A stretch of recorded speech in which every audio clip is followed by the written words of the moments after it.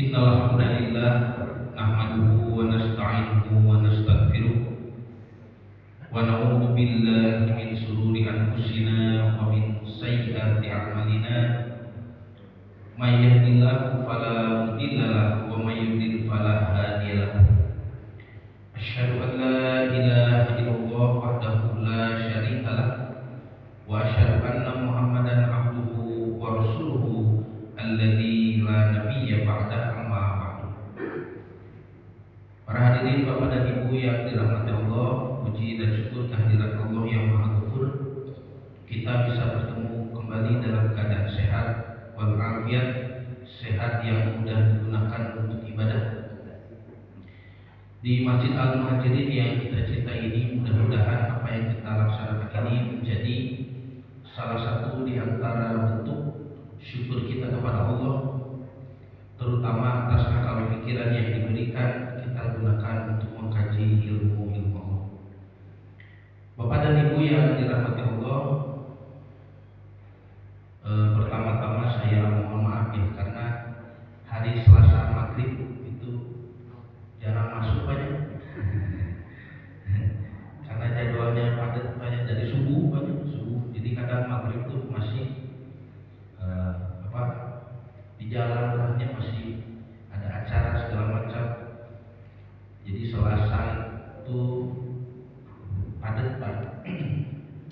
Kemudian diganti menjadi subuh ya, supaya juga waktunya panjang gitu Pak ya, waktu kajiannya. Karena kalau kajian pada maghrib kata Bapak gantung dari kagok gitu banyak kan. Kalau subuh sekarang nyelesainya kita bisa ngaji sampai duhur.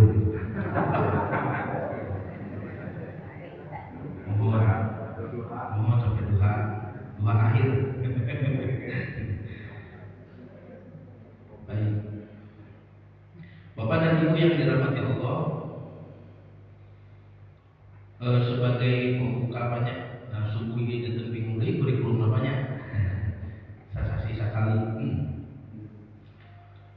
Insya Allah saya mohon izin menyampaikan materi tentang tafsir mufradat Al-Quran, banyak tafsir kosakata Al-Quran. Dalam Al-Quran ada satu kosakata Pak yang jarang dibahasnya.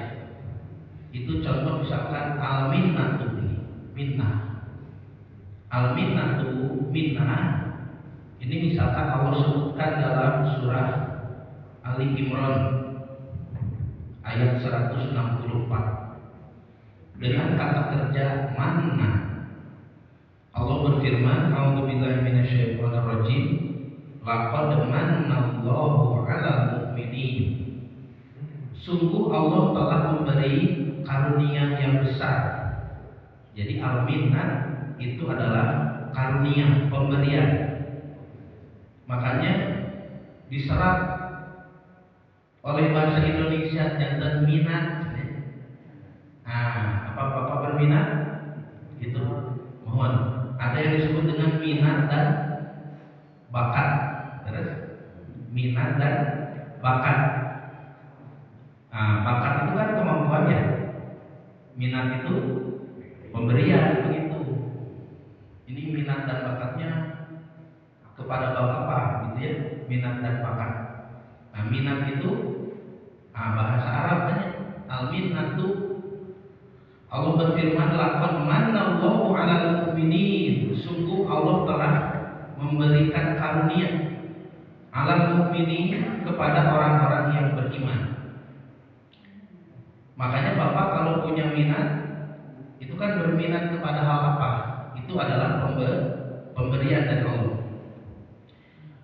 Minat yang diberikan oleh Allah ini, Allah mengatakan id ba'atsa fihim rasulan minhum. Id ba'atsa fihim rasulan. Karunia besar yang Allah berikan kepada kita adalah id, ketika ba'atsa Allah mengutus fihim kepada manusia itu, kepada orang beriman, rasulan, seorang rasul, min anfusihim, dari golongan mereka. Rasul tidak diutus dari golongan malaikat, tetapi dari golongan sesama manusia. Itu adalah karunia besar. Nah, selanjutnya disebutkanlah tugas-tugas Rasul itu. Nah, tugas Rasul ini harus kita ingat banyak. Ada 4 tugasnya. Nanti Bapak Ibu mengarahkan keluarga, mengarahkan anak, mengarahkan, kalau guru yang mengarahkan murid itu dengan kurikulum kenabian ini, Pak. 1, yatlu alaihim ayatihi, yang mana Rasul itu membacakan kepada mereka ayat-ayat Allah. Yang kedua, wa yuzakkihim, dan mensucikan mereka, membersihkan. 3, wa yu'allimuhumul kitaba wal hikmata, dan mengajarkan kepada mereka Alkitab, maksudnya Al-Quran lebih dalam. Wal hikmata, dan mengajarkan hikmah, yaitu pemahaman dari kitab suci, atau para ulama juga mengartikan hikmah di sini adalah sunnah Nabi. Wa in kanu min qablu lafi dhalalin mubin, dan sesungguhnya sebelum kedatangan Nabi itu mereka adalah benar-benar dalam kesesatan yang nyata. Maksudnya di zaman jahiliyah. Disebut zaman jahiliyah, zaman kebodohan. Bodoh dalam hal apa? Karena secara urusan duniawi, sebelum Nabi diutus pun masyarakat sudah maju, dia sudah bisa. Bahkan sebelum banjir bandang Nabi Nuh, dari mulai Nabi Adam sampai ke Nabi Nuh itu sudah 1 milenium katanya, sudah 1000 tahun. Dan itu manusia sudah mencapai peradaban seperti apa? Dari situ, dari banjir Nabi Nuh ke zaman Ibrahim misalnya, dari Ibrahim ke zaman jahiliyah itu sudah lebih dari 3000 tahun. Jadi manusia sudah kompleks hidupnya, meskipun teknologi yang digunakan tidak seperti sekarang, ya, berbasis elektromagnetik.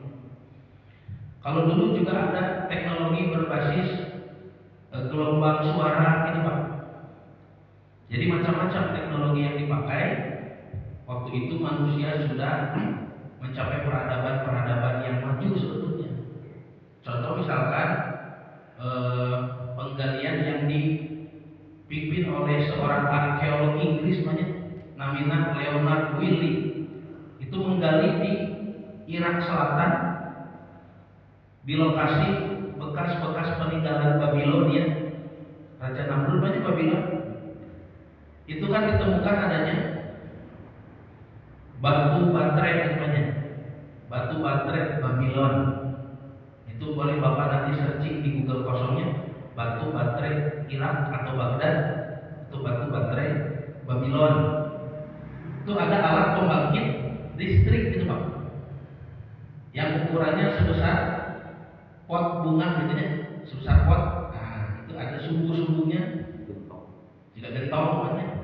Kalau dibuka isinya, komposisinya mirip baterai, batu baterai sekarang. Salah, seorang imam mikirnya dibalik, justru batu baterai sekarang menurut kita. Nah, maka para ilmuwan sepakat itu adalah alat pembangkit listrik dari zaman Babilonia. Coba Bapak, ya, dari zaman Babilonia sudah ada listrik. Itu sepakat para ilmuwan. Tapi yang tidak sepakat itu, yang susah itu adalah menebak ini listrik dipakai untuk apa selain penerangan. Dupi Raja Namrud ngecas apa itu? Dupi Nabi Ibrahim nyambung dengan Meksiko. Nah, itu masih banyak. Nah, Bapak dan Ibu yang dirahmati Allah. Jadi di sini Allah menyebut satu kata kuncinya ya, al-minnah. Minnah ini mana karunia besar.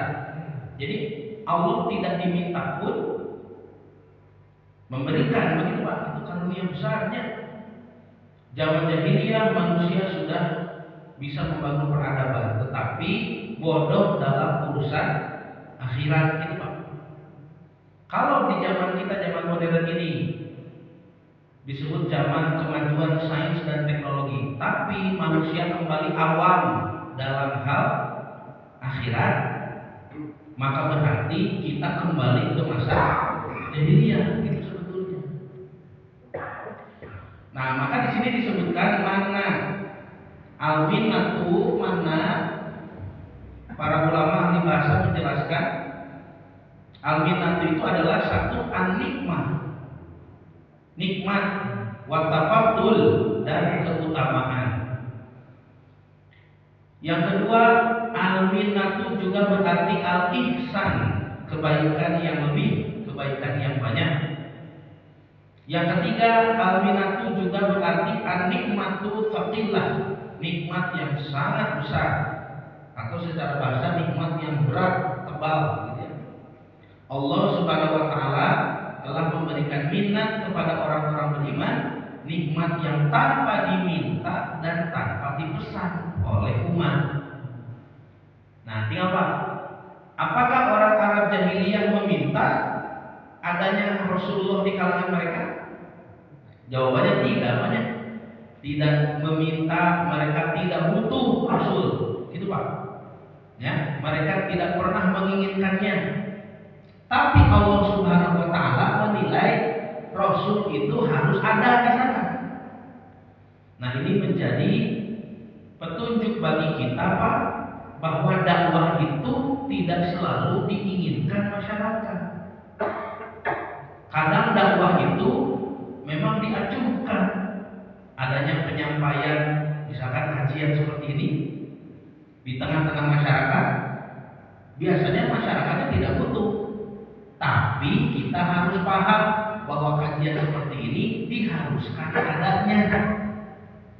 Sebagaimana orang Arab jahiliyah dulu, mereka tidak minta Rasul, tapi Allah Subhanahu wa taala memandang bahwa Rasul diharuskan ada di tengah masyarakat itu, meskipun masyarakat itu tidak mengharapkan.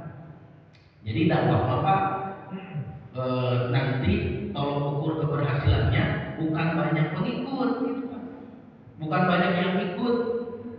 Misalkan ditakdirkan kajian di Masjid Al-Muhajirin yang menghadiri hanya 1 orang, tetap harus berjalan.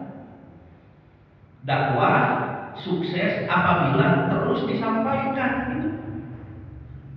baik ada atau tidak ada yang mengikutinya. Tapi dakwah menjadi gagal ketika si pendakwah berhenti berdakwah. Gagal pertama. Nyata tolong ukur dakwah bukan diterima keberhasilan dakwah itu, tapi tolong ukurnya menyampaikan. Contoh Nabi Nuh. Nabi Nuh menyampaikan terus kan 950 tahun coba. Nabi Nuh tidak berhenti, terus saja, berarti Nabi Nuh sudah sukses berdakwah.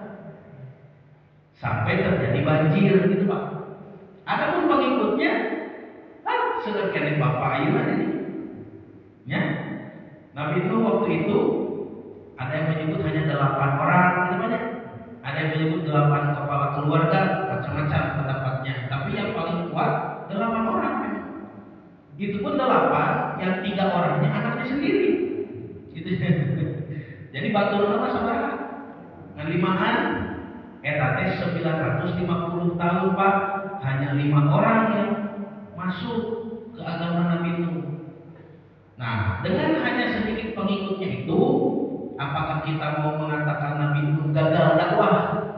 Jawabannya tidak, karena tolak ukur dakwah bukan pada banyaknya pengikut gitu.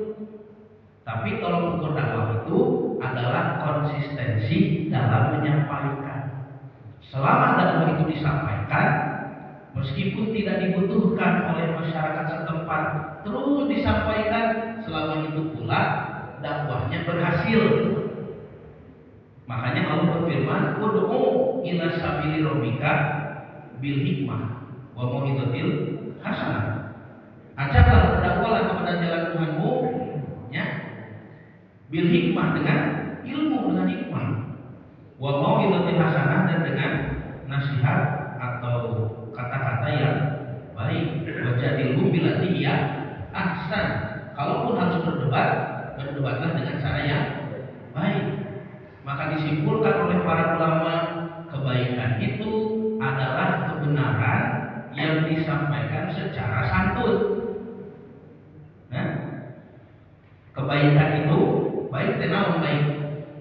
Baik itu benar tambah santun gitu.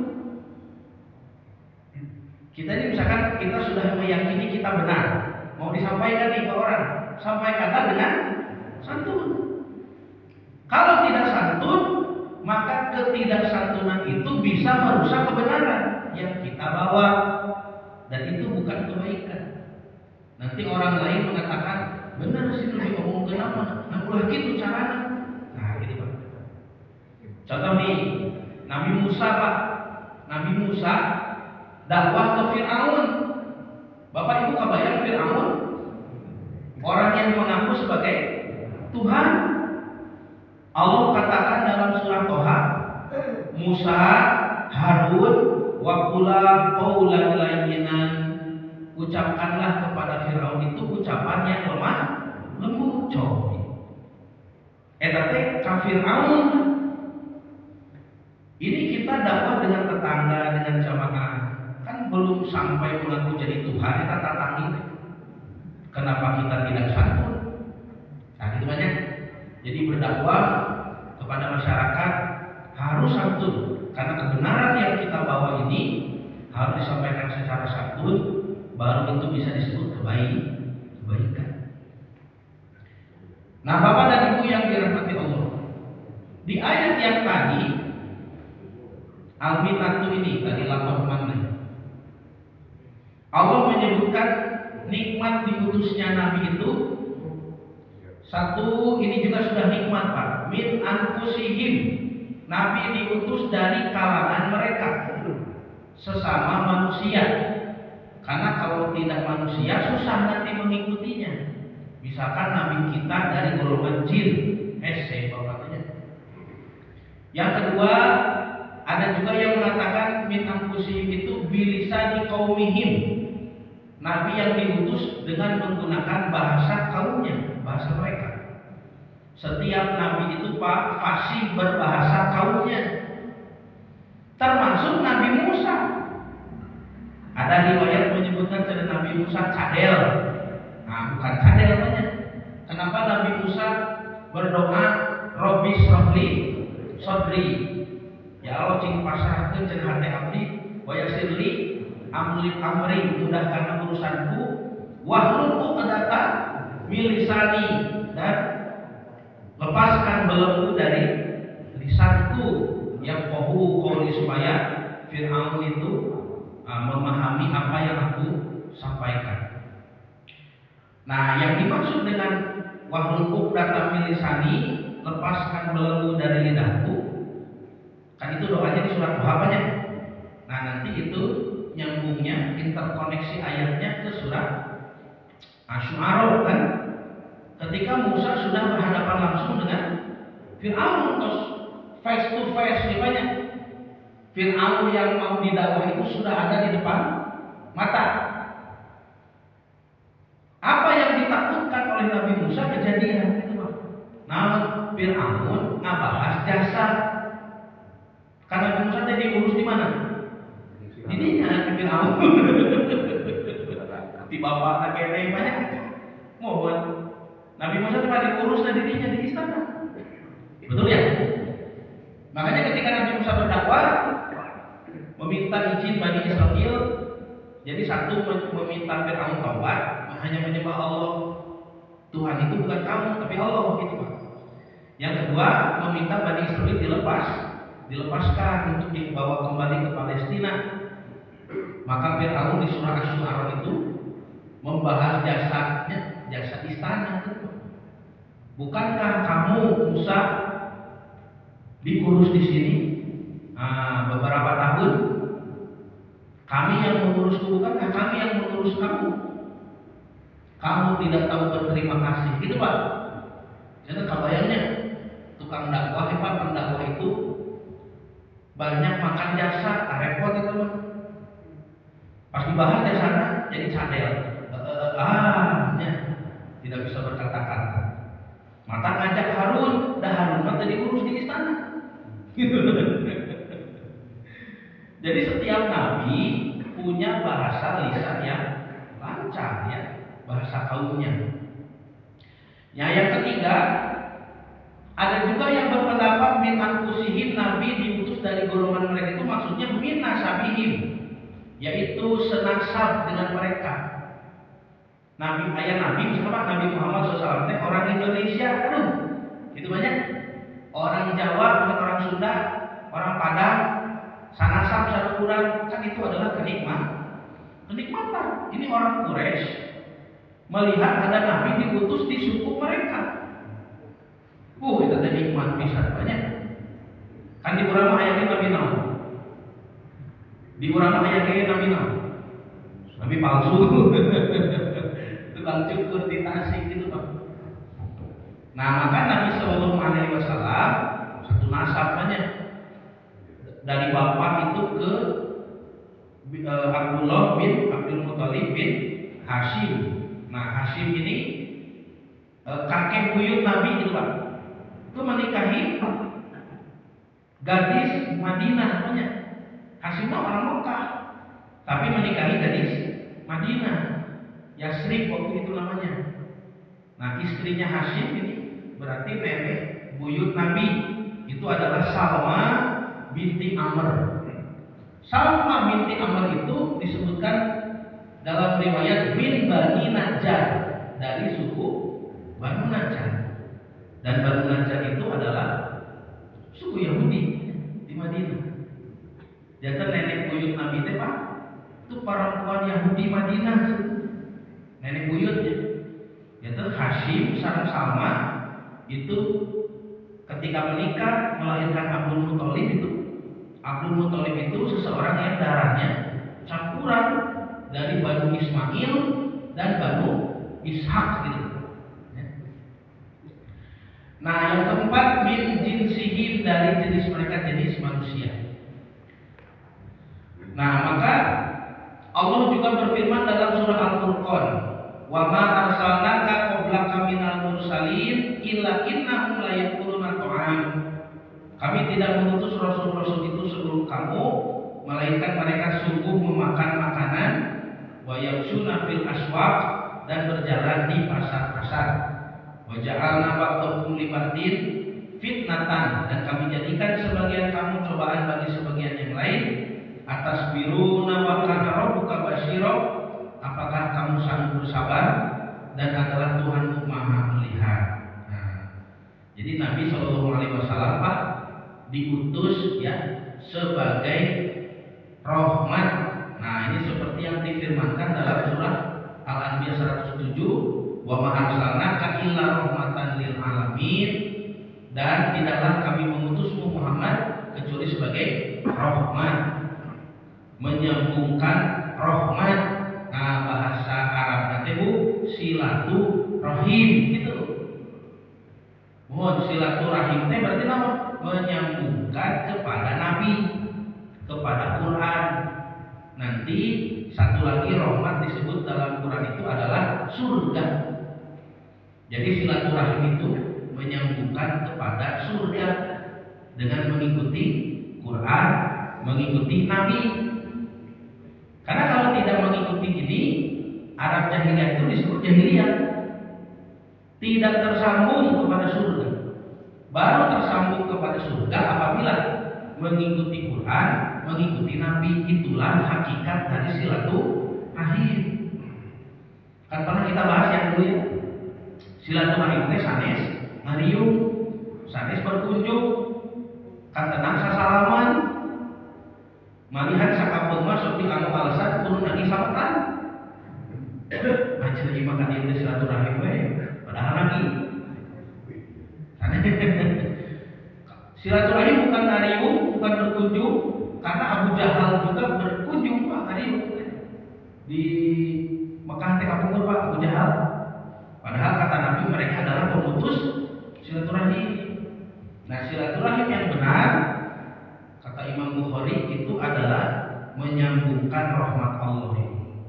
menyambungkan kita ke Nabi, ke Quran, supaya tersambung ke surga. Itu silaturahim teh. Maka upami bapak sareng ibu, suami istri disuruh bersilaturahim, berarti disuruh menyambungkan kepada surga. Gitu Bapak. Pas silaturahim sareng ibu, berarti bapak harus memantaskan istri kita, ya, menjadikan istri kita pantas masuk surga. Gitu tak ada namanya bersilaturahim. Ada gitu mah ibu teh tadi tiung ibunya sholatna hari-hari, bahkan misalkan itu sholat terus suaminya cuek saja, nah itu sudah memutus silaturahim, padahal satu rumah. Jadi tolak ukur silaturahim itu ini mengamalkan Quran Sunnah atau tidak itu sebetulnya. Nanti ada silaturahim untuk diri sendiri, ada silaturahim untuk keluarga, untuk kerabat ada, dan silaturahim yang paling besar untuk masyarakat. Itulah beratnya seorang pemimpin. Karena pemimpin model presiden, ya, presiden itu bertanggung jawab. Seluruh rakyat Indonesia harus tersambung, harus dibuat, dikondisikan menjadi orang-orang yang pantas masuk surga. Tadi itu tak berat pemimpin. Adapun nanti yang menolak, misalkan memilih agama lain, ada aturannya. Ya, ada bayar jizya, bayar pajaknya. Ada kafir yang mau bayar pajak, kafir jumudi misalnya, kafir dhimmi, silakan hidup jadi tetangga kita, beda agama, tapi masih membantu kemaslahatan. Ada juga kafir harbi, kafir yang ngajak ribut gitu Pak. Nah itu diperangi begitu. Nanti ada orang mengatakan, cendelicik Islam mah kalau ada umat agama lain tinggal di wilayahnya harus bayar pajak. Ini orang kafir bayar pajak, Pak, orang Islam dibayar zakat. Hanya beda istilah saja. Karena zakat membersihkan, pajak belum tentu membersihkan karena pelakunya orang kafir gitu. Terusnya, ini orang kafir bayar pajak, orang Islam kan bayar zakat. Jadi sami rerewangan. Nah, maka berat jadi pemimpin banyak karena harus mensilaturahimkan masyarakatnya. Berat. Nanti hisabannya di akhirat kumaha? Wah, panglamina Pak. Panglamina. Presidennya, menteri, gubernur. Yang paling kecil di kita apa? RT, RW. Nah, Pak RT-nya kalau di Pak RT ya. Berarti Bapak Ibu harus membantu Pak RT dalam kelancaran silaturahim di warga gitu Pak. Ya. Jadi Pak RT, Pak RW, itu berat Pak. Ketua DKM sangat berat. Makanya para sahabat kalau dapat jabatan reaksinya bagaimana? Oh, inna lillahi wa inna ilaihi raji'un. Gitu Pak. Beristirjanya Pak. Dapat musibah, nah jadi gubernur, bukan sujud syukur. Jadi kita lihat di televisi menang jadi gubernur, menang jadi presiden, kan? Kok sujud syukur? Ya, berarti kan dalilnya benar. Terus sujud syukur itu kalau gembira kan, cuma mengamalkan dalilnya yang salah.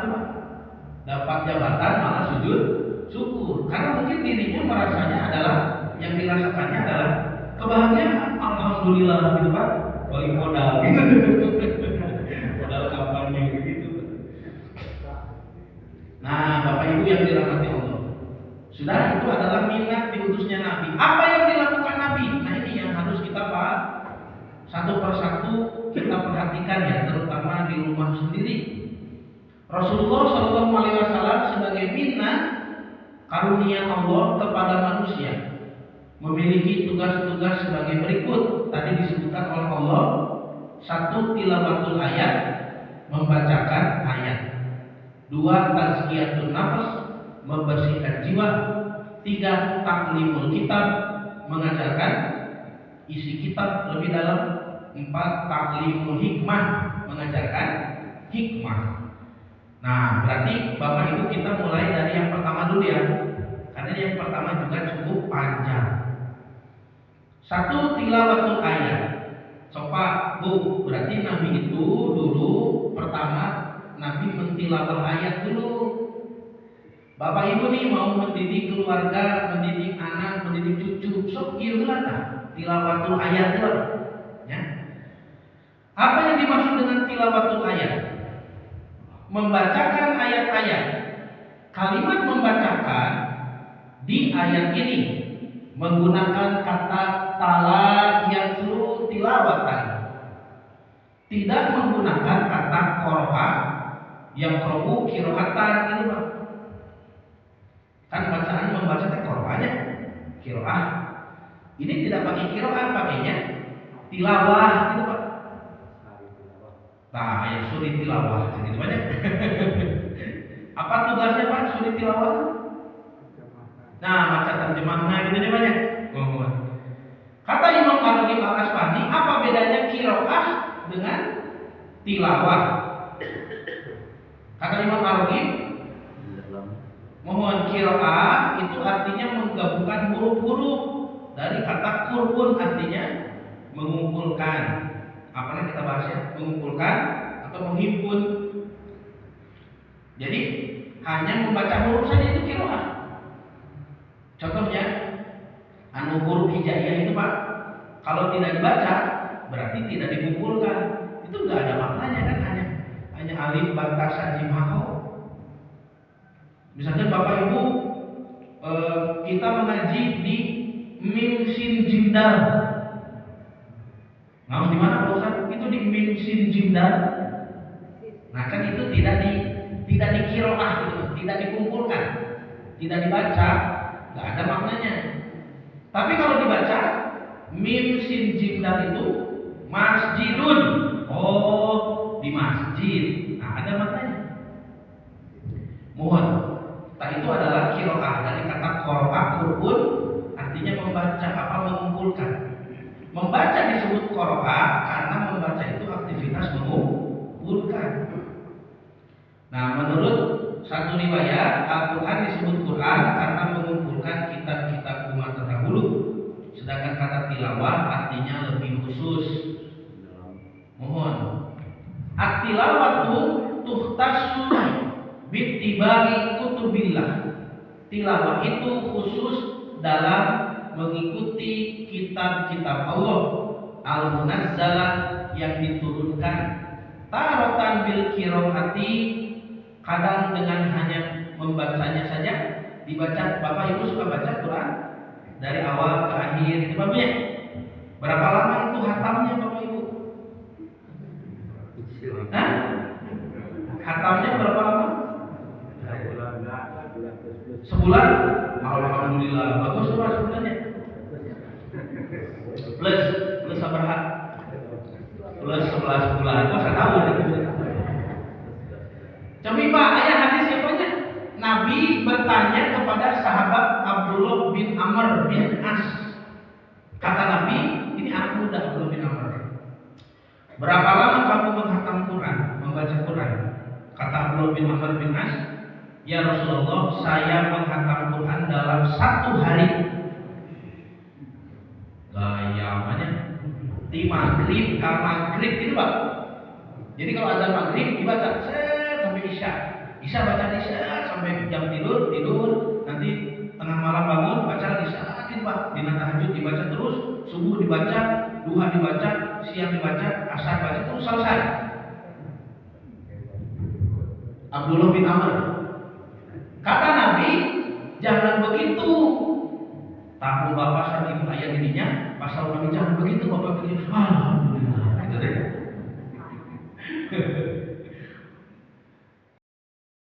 Jangan begitu. Faqra'ul Qur'an fi syahrin. Kata Nabi, bacalah Quran dalam 1 bulan, gitu Pak. Jadi hatam sasasi sehingga Ramadan. Ada Ramadan hatamnya. Tapi itu lewat Ramadan. Nah, bentem gitu ya. Nah, bentem setengah hatam.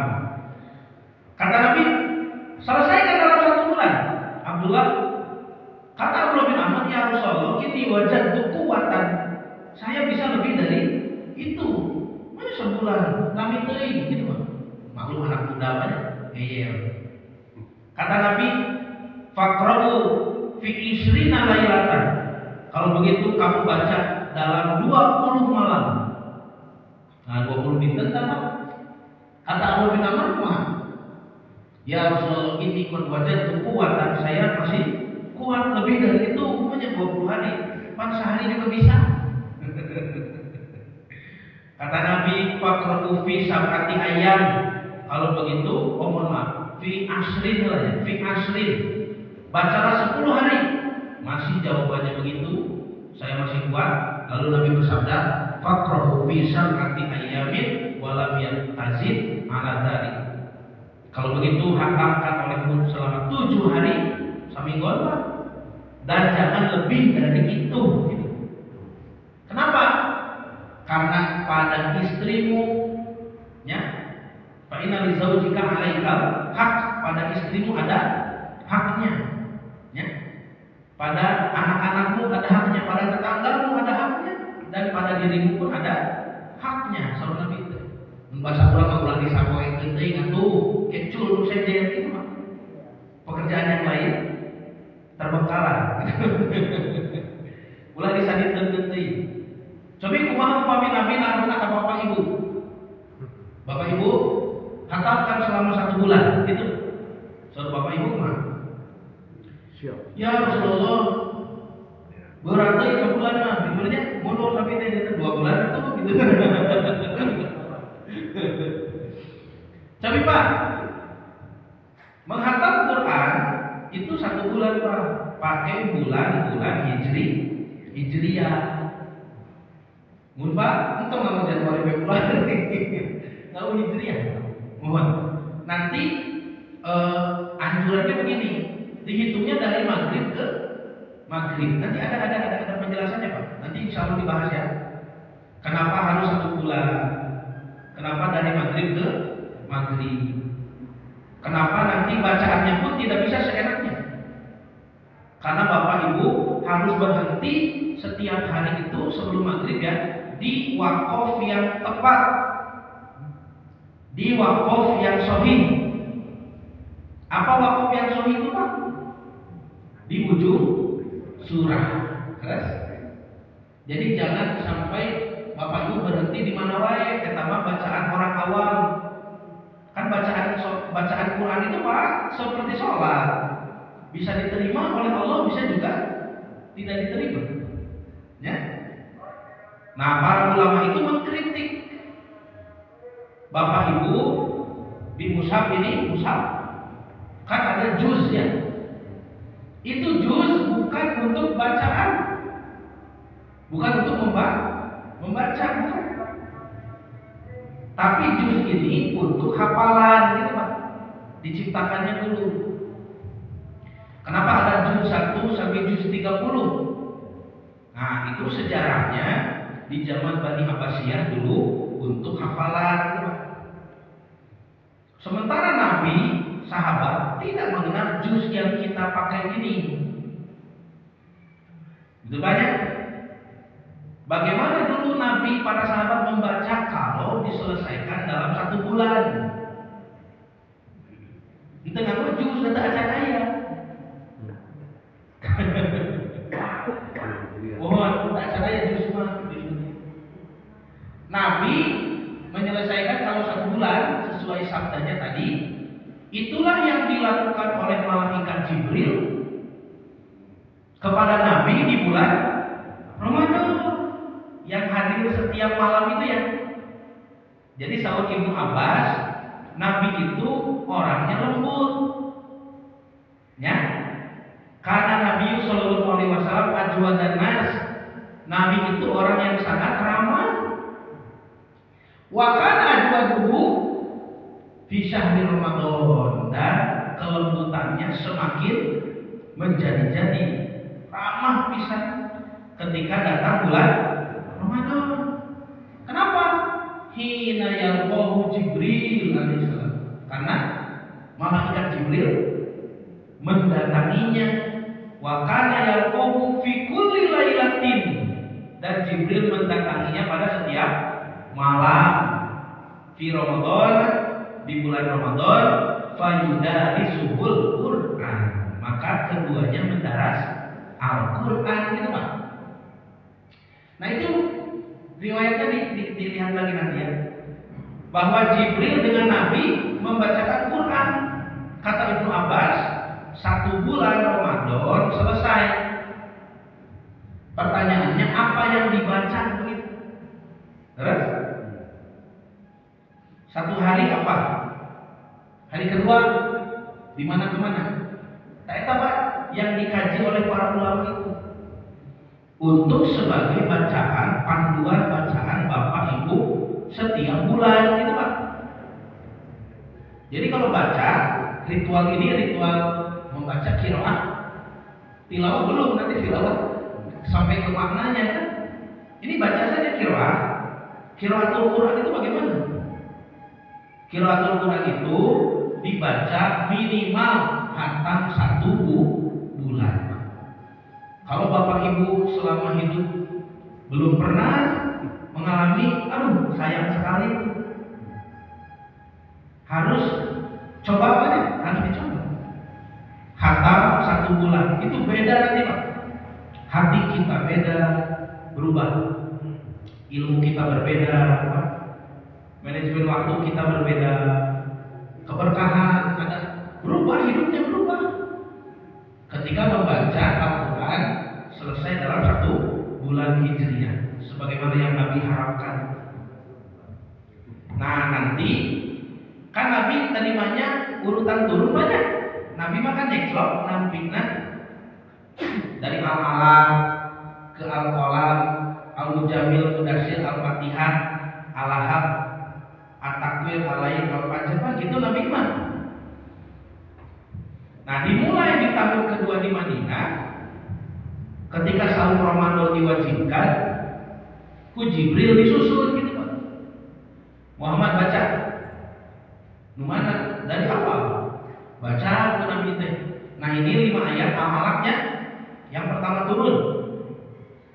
Nyambungnya ke mana? Ayat 6-nya itu kan 10 tahun kemudian wahyu yang turun ketika Nabi mau dibunuh kalau berani datang lagi sholat ke Masjidil Haram.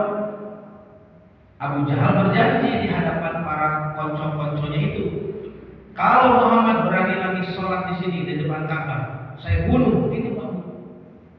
Kan Nabi sudah digabung di aurat tai kontaknya, jerawan kontak begitu seperti jejak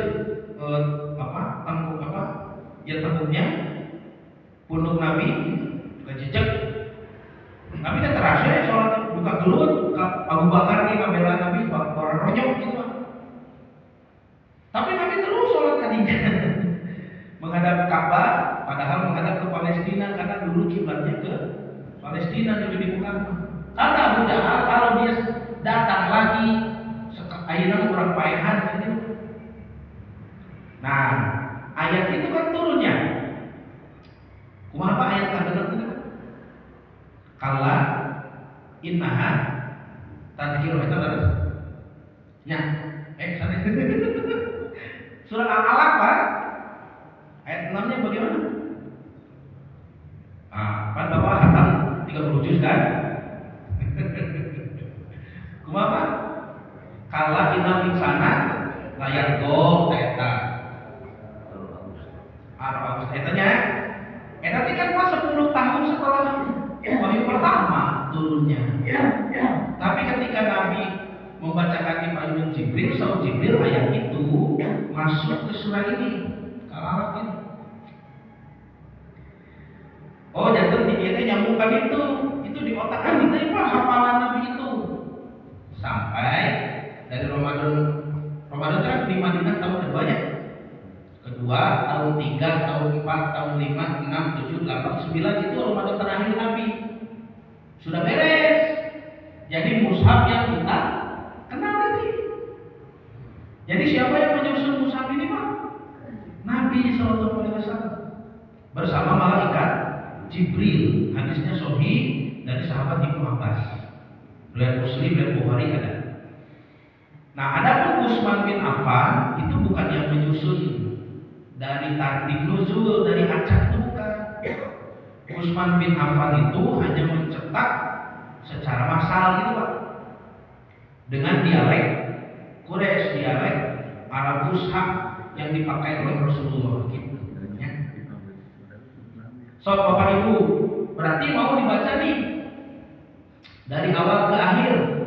Kata para ulama, baca sebagaimana dulu Jibril dan Rasulullah membaca itu. Ya pokoknya nama patokannya itu jangan ada wakaf yang salah dalam satu hari itu Pak. Karena membaca Quran seperti membaca surat kan intinya pesan dari Sang Maha Pencipta ya. Iya Sang Maha Pencipta sedang curhat dunia Dios kene kurang ditutup. Nah itu wakaf yang salah itu Pak. Nanti keberkahannya berkurang. Nah membaca Quran dalam satu hari pastikan berhenti di wakaf yang benar. Wakaf yang benar itu adalah ujung ayat di satu surah itu satu. Ya, jadi jangan memotong surah dalam satu hari gitu Pak. Coba tinggal juz ya, upami Bapak Ibu bacanya pakai juz, kapotong. Kan juz itu memotong Quran seperti kue bolu Pak. Per 20 halaman dipotong, tak dipotong sama panjang. Tidak begitu Quran. Juznya itu sebetulnya. Kenapa awal-awal surah, awal-awal di awal mushaf itu surahnya panjang-panjang.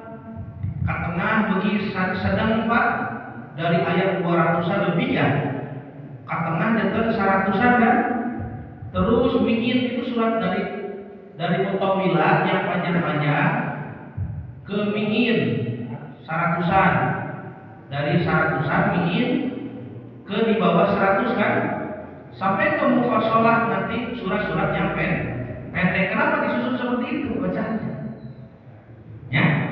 Jadi kalau dibaca dalam satu bulan, Bapak Ibu di tanggal-tanggal muda itu bacaannya panjang sampai ke bulan purnama gitu kan. Tanggal 15. Nah, besok benernya.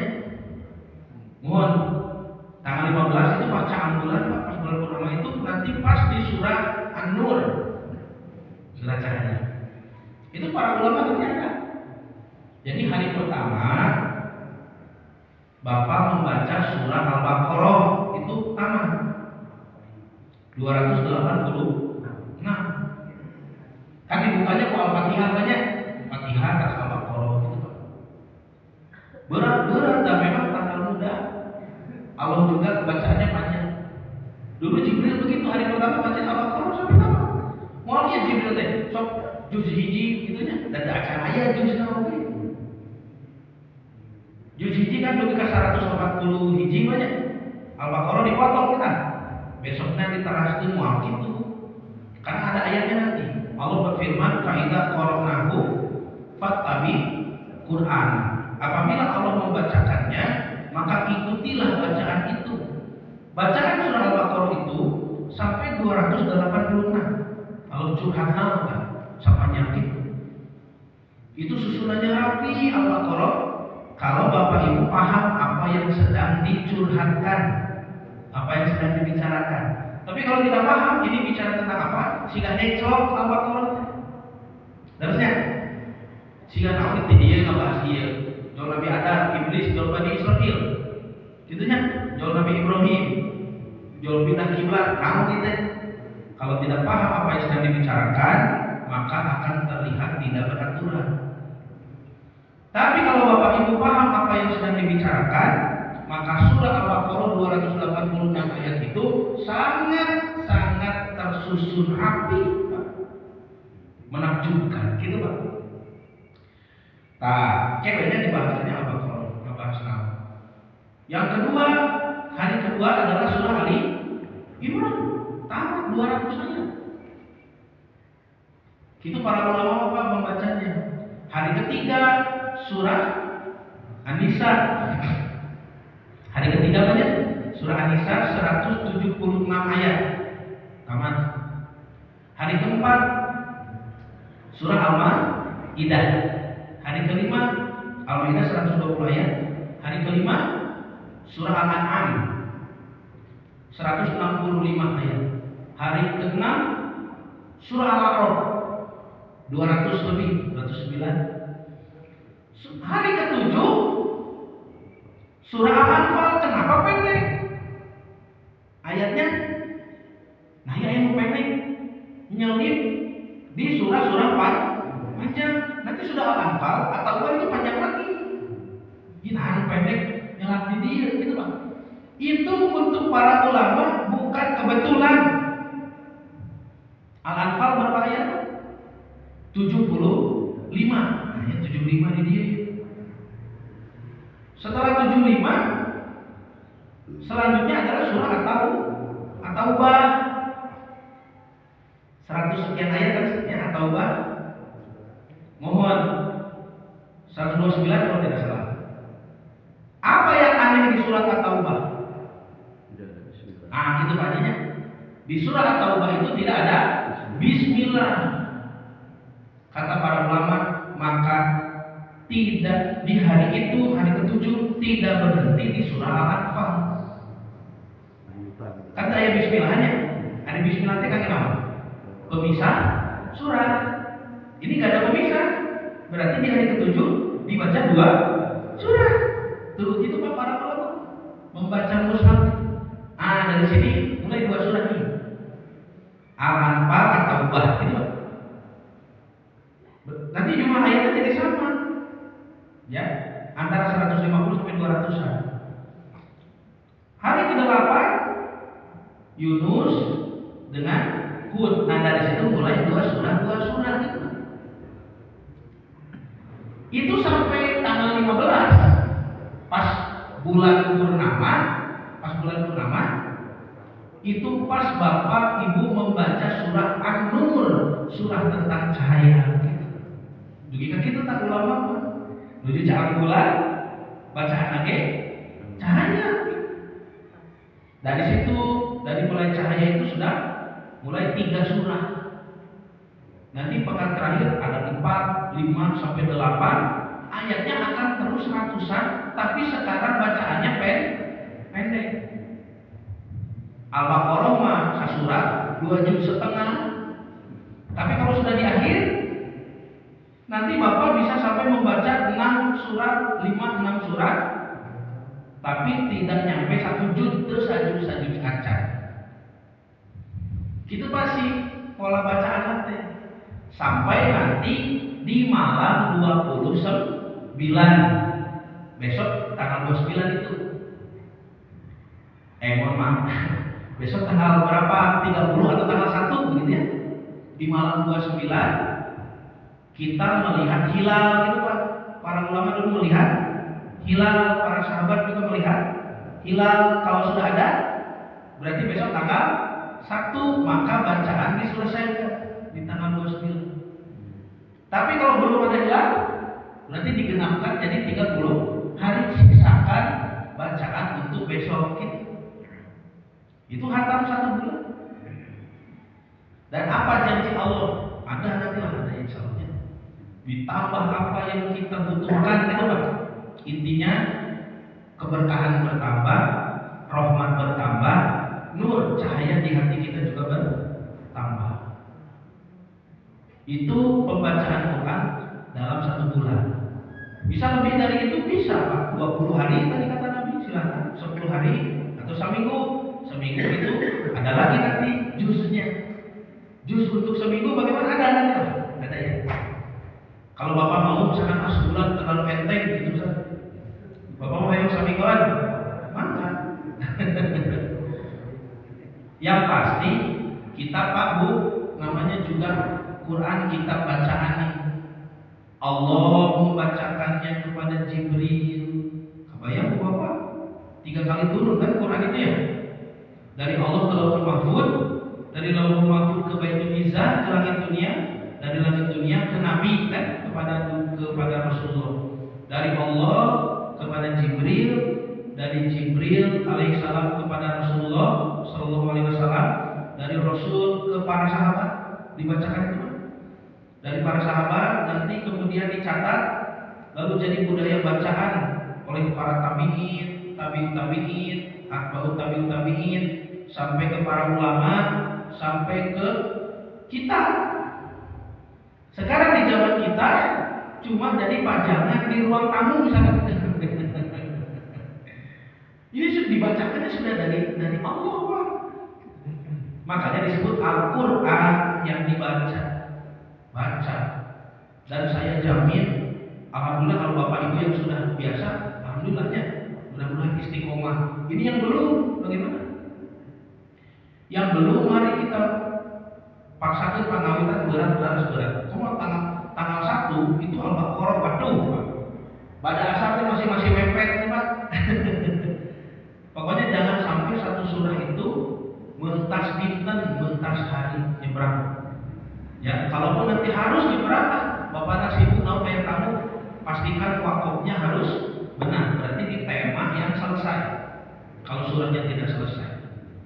Nah, dengan membaca itu, Pak, hati kita nanti kata para ulama akan kembali merasakan waktu ini berjalan normal, gitu. Bukankah sekarang Bapak Ibu merasakan hatinya waktu berjalan begitu cepat, betul? Kenapa? Waktu berjalan begitu cepat. Nah, itu Pak. Karena Bapak Ibu kita hidup di zaman yang waktunya sudah diatur, nih, waktu mekanik. Beres? Sehari 24 jam. Kan memang dibutuhkan ya jam begini. Karena kita hidup di zaman industri, zaman yang membutuhkan waktu lebih presisi, gitu Pak, lebih tepat, lebihnya detail. Tapi Nabi SAW dulu kan belum ada jam mekanik seperti ini, Pak. Ya, tidak salah perhitungan ini, tidak salah. Yang salah itu kebiasaan kitanya. Karena waktu itu bukan mekanik. Waktu itu bukan seperti robot, Bapak jam sekian kita tahu. Para ulama mengajarkan waktu itu menurut sabda Nabi adalah sesuatu yang sakral, gitu. Makanya kita belajar waktu. Nabi itu seharinya berapa jam? Enggak 24 kan? Nabi menggaru. Jadi membahas tentang waktu yang sakral. Kalau hari pertama dimulai hari yang baru itu di jam maghrib, berarti aktivitas pertama kita Bapak Ibu dalam satu hari adalah sholat maghrib. Jelas? Amalan pertama dari sholat maghrib ke sholat isya mau ngapain tuh? Nah, baca Quran, ke isya, ya. Ente cina bapak mana harus ngobrol, ya ngobrol. Berarti lagu tuh lalai gitu. Bapaknya nyawa HP aja gitu. Pas nyawa HP berapa iklan? Kayak istri tadi tiup, coba gelis, bapaknya joget. Berarti ayat dosa apa di jam-jam itu sudah melukai, sudah menodai waktu sakral kita. Semakin sering orang lalai atau menodai waktu itu, semakin dia lepas dari kesakralan waktu. Semakin dia lepas dari kesakralan waktu itu, semakin lepas dari sakralnya waktu, semakin waktu tidak terasa. Karena manusia ini dikenalkan oleh Allah kepada waktu-waktu yang Allah ciptakan. Sopaku kempalkan di Quran, sebenarnya waktu. Kalimat pagi-pagi saja kan berapa macam? Dari sahar, Bapak Ibu tahu saharnya? Ke subuh kan fajarnya, fajar, subuh, ke syuruk, jelas Pak? Nah di antara subuh dan syuruk itu ada yang disebut dengan ibkar. Jadi seolah-olah berzikirlah fil asyiyi wa ibkar, di pagi dan petang gitu ya, ibkar pagi. Nanti ada lagi istilah goda. Nah, godaan itu apa? Ada juga istilah duha.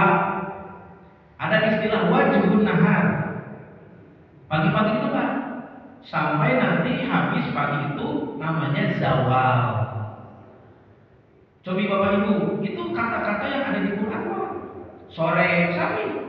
Ada dari asar ke maghrib itu ada berapa istilah?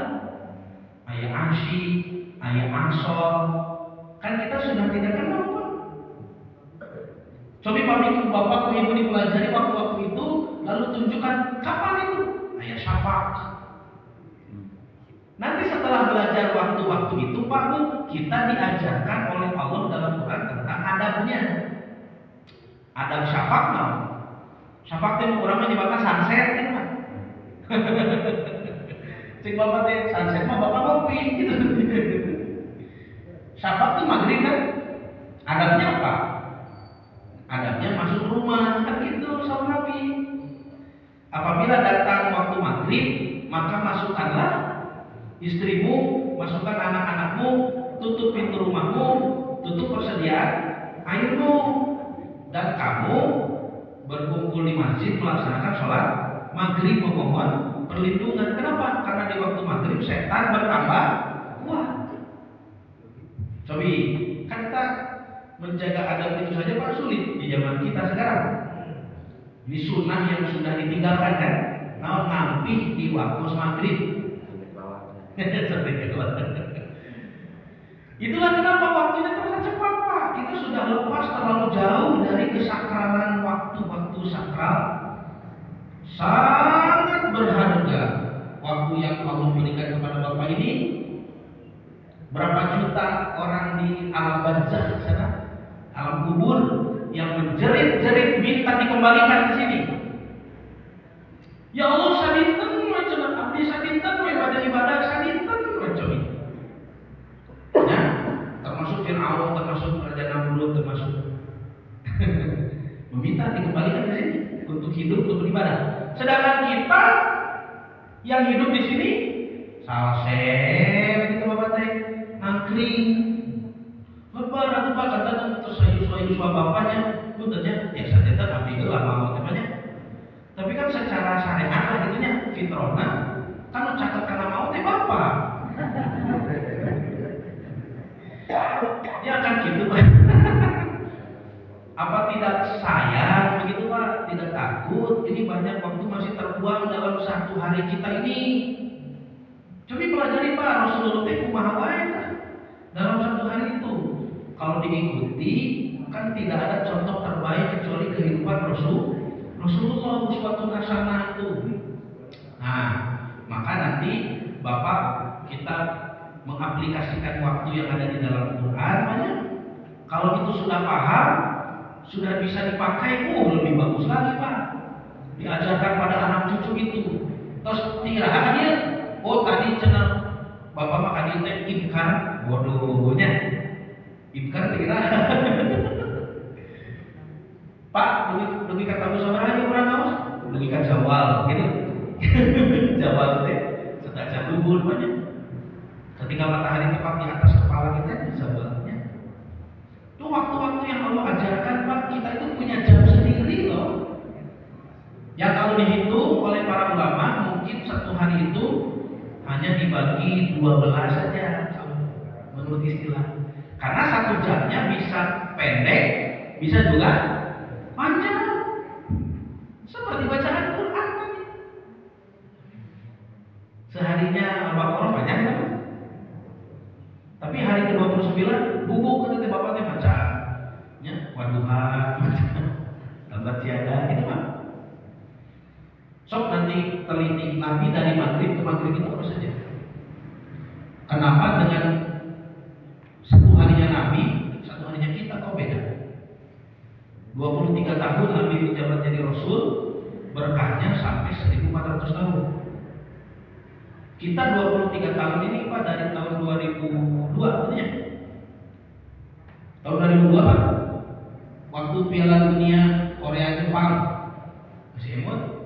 Anu si Ronaldo botak Brazil, rambutnya juga singkat jadi emot. Nah itu 2002. Sampai sekarang sudah buat apa? Kalau malaikat perlihatkan catatan amal kita dari 2002 tinggal batu. Seueur bolongna, seueur waktos nu kapiceun. Terus Nabi 23 tahun cukup menyelamatkan bangsa jin dan manusia. berkah sampai 1400 tahun. Kita dari 2002 sudah buat apa? Kalau besok kita meninggal, nggak ada passive income, ahli karena artos passive income narkos apa aja. Ingin punya usaha yang passive income, tidak ngapa-ngapain tapi uang masuk gitu Pak. Pahala juga ada passive income ini. Bapak membuat sistem apa selama hidup, ketika Bapak wafat pahala terus masuk gitu Pak. Kan hebatnya. Itu yang diamalkan oleh Nabi. Itu Pak tidak sederhana nanti tilawah ayat. Membaca Al-Quran dihatamkan selama 1 bulan itu saja dulu supaya nanti waktunya sedikit-sedikit kita beres. Contoh nih 1 jam Nabi dari maghrib ke isya pendek Pak. Ya kalau di kita ya maghrib ke isya itu 1 saat, 1 jam Nabi. Pada isya, pada isya 1 jam kedua itu adalah waktu aurat ya Pak. Waktu aurat ketika bapak ibu masuk kamar, anak saja kalau mau masuk harus minta izin. Jam ketiga itu waktu bapak ibu tidur pulang. Itu mah waktu ketiga mah panjang itu Pak pulang. Waktu bapak ibu bertemu Allah harus bagaimana? Wudu kan? Karena wudu kan? Ini dijaga tidak Pak di rumah kita, istri, anak-anak kita kalau mau tidur wudu. Lalu ada doanya kan? Macam-macam ya. Boleh dipilih dari yang pendek sampai yang panjang. Karena kalau itu ditempuh ritualnya benar, maka tidur itu kita nanti diberi mimpi. Mimpinya kadang ada petunjuk di situ Pak.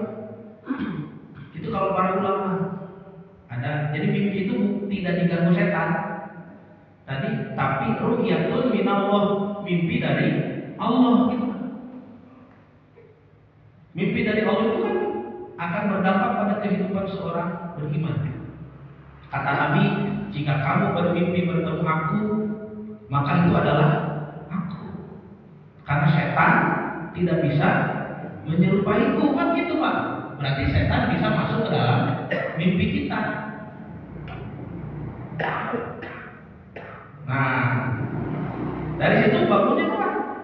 Kalau Nabi ya, Nabi bangun nisful lail, tengah malam. Bapak Ibu pilih berat, ada dari nisful lail itu selanjutnya di sepertiga malam akhir, tabu 2, pamit setengah 12, tabu 2 bukan. Atau di seperempat akhir, tabu setengah 4. Itu 3 waktu bangun, boleh surah Al-Mujamilnya. Mohon. Nah, itu sudah 1 jam yang lain. Jadi tidak selalu 60 menit itu Pak. Ya.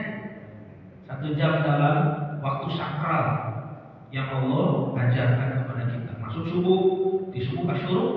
Selama kita duduk di sini tadi itu 1 saat juga 1 jam. Dari syuruk, nah ini pagi-pagi ini ada imkar, ada goda, duha, diizinkan untuk bertasbih, berzikir atau untuk mencari nafkah gitu Pak. Waja'alna nahara ma'asya, kami jadikan siang untuk bekerja, silakan sampai nanti jawab. Itu Pak cita-cita kami ya di pesantren itu santri. Bagaimana waktu itu kembali kita kenali, kembali kita gunakan gitu Pak. Sehingga nanti kata para ulama, hati kita akan selaras dengan waktu-waktu yang Allah tetapkan. Itu nggak akan terasa cepat gitu. Jadi manusia di akhir zaman, di zaman kita ini merasakan waktu terasa cepat karena sudah terlalu jauh terpisah dari waktu yang sakral gitu Pak.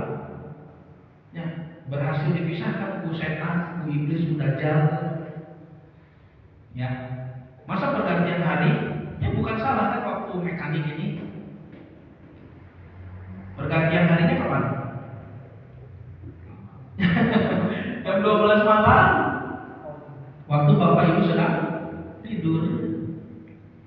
Kalau jamnya Nabi maghrib, perpindahan hari itu dirasakan. dan langsung dibuat ritual ibadahnya. Maghrib itu dari awal sholat yang tidak berubah jumlah rakaatnya. Anggapnya tilu di awal sampai sekarang. Kalau duhur, asar, isya kan berubah itu rakaat. Kata Aisyah dulu di Mekah sebelum hijrah, duhur, asar, isya itu pulang Nabi Isra Mi'raj itu hanya 2 rakaat. Baru hijrah ke Madinah disempurnakan. Itu banyak. Itu katanya ada pesan yang disampaikan oleh surah apa ini? Ali Imran 164. Yang pertama nanti kita bahas lebih lanjut banyak. Yasul alaihim ayatihi, yaitu tilawah ayat. Pokoknya 4 inilah ya. Mudah-mudahan Bapak Ibu kita bisa mengamalkannya, terutama untuk diri sendiri dan keluarga. Bapak mulanya kaputra kahincu kayak pertilawah teh ini panjang banyak. Nanti saya berikan juga Bapak Ibu hancak kalau mau membaca 1 bulan. Boleh ada nanti. Bagaimana hancaknya supaya mudah. Oh, ini tanggal berapa nih? Sekarang tanggal 13 caranya. Juznya apa? 13 itu juznya surah ini dan surah ini. Itu Pak. Bacaannya harus waqaf yang sahih. Kalau Bapak ingin tahu juz yang dibuat di sini itu untuk hafalan kan? Tadinya dipotong jika potong kue Quran teh. Itu yang membuatnya siapa?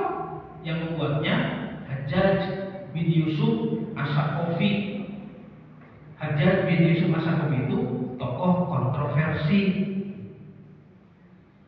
Jadi beliau gubernur di zaman Abbasiyah, al-Ghazotnya khalifah gitu Pak.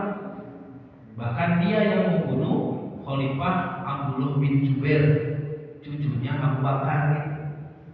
Jadi tokoh kontroversi. Dia yang memotong itu. Yang saya heran, kok dipakai sampai sekarang? Untuk keperluan menghafal katanya begitu kan? Juz nanti dibagi 2 lagi kan? Jadi hijabnya, hijabnya no. Kalau di sini hijabnya setengah juz gitu Pak. Hijab nanti dibagi lagi kan? Dibagi 4. Anu tandana ain dipikir.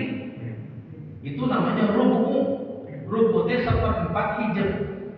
Jadi kalau udah 4 rubu itu sudah 1 hijab. Itu setengah juz. 8 rubu 2 hijab. Itu 1 juz gitu Pak. Tambah kamu hafalkeun sahabat teh. Dulunya di madrasah di zaman Bani Abbasiyah. Sedangkan para nabi dan para sahabat tidak membaca menggunakan itu, tapi nanti ada bacaannya banyak. Akhirnya terus kaping sabaraha cuma dilahiri Pak. Kaping 12, 13 ya. Paling kalau mau memulai nanti pas Rajab, mulai baca tanggal 1 kayak orang Syria. Masuk maghrib itu sudah tanggal 1 masuk Al-Baqarah. Ada ditambuhin gitu Al-Baqarahnya. Cobian apa? Itu apa namanya jadi benten. Kalau Bapak Ibu kalau sudah pernah ya semoga istiqomah alhamdulillah banyak. Sekian dulu ya Bapak Ibu yang bisa disampaikan. Mudah-mudahan apa yang disampaikan ini menjadi tambahan ilmu yang bermanfaat khususnya bagi saya sendiri dan menjadikan motivasi beribadah kepada Allah lebih tinggi, terutama ini ibadah membaca Al-Quran. Saya mohon maaf atas segala kekurangan. Ditutup dengan doa Rabbana hab lana min azwajina wa dzurriyyatina qurrata a'yun waj'alna lil muttaqina imama. Rabbana la tuzigh qulubana ba'da idh hadaitana wa hab lana min ladunka rahmah innaka antal wahhab. Rabbana atina fid dunya hasanah wa fil akhirati hasanah wa qina adzabannar. Aqulu qouli hadza wa astaghfirullah li wa lakum. Wassalamualaikum warahmatullahi wabarakatuh.